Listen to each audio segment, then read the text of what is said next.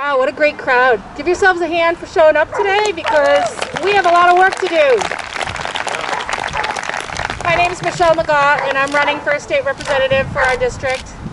And I want to bring this conversation home just for a little bit. And Senator Reid is right. This presidential election is vital for us, but we have a lot of local elections that are really important too. And I want to make sure that we are focusing on those issues as well. I want to take this moment and just bring it home. And I want to talk about a little bit about some of the women right around us that are working so tirelessly for our communities. Because part of the Women's March we want to remember is to elevate the voices of the women around us.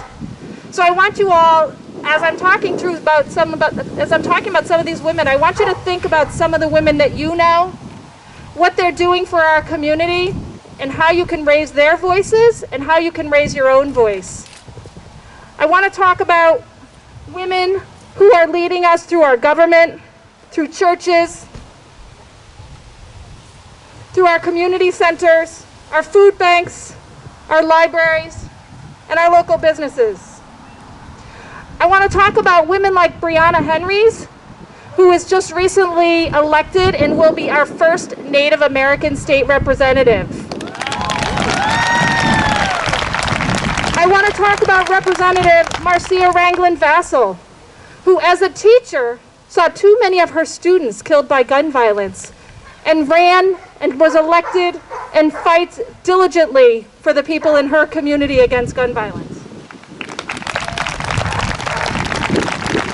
I want to talk about a woman I met while I was campaigning, Mary Banduri, who's working right here in our community to try to build a bike path from the Sakonnet River Bridge to Fall River through the Rails to Trails program, right here in our community.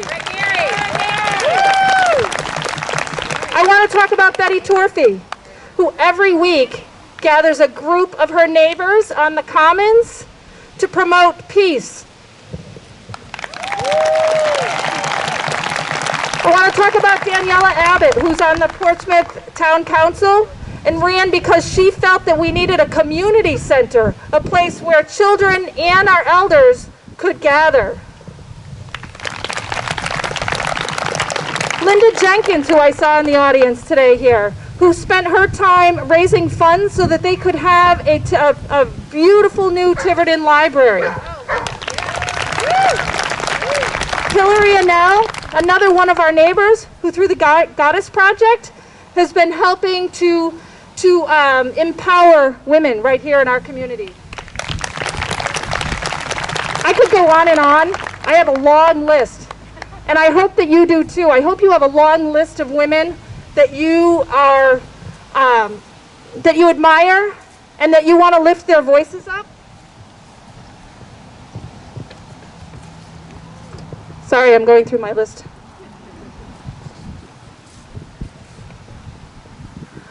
But what I want to say is I want each one of us to find something that we feel passionate about, something that we feel strongly about, and to get involved with that issue.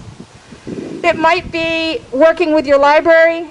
It might be getting on a town committee, because government at every level is really important. When we elect people, we're not just electing a president or a state representative, we're electing town council, we're electing school committee members, and we're electing board members.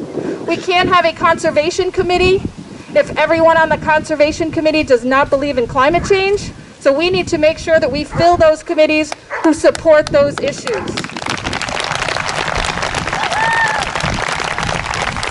So find your passion. Get involved, shout it out to the world.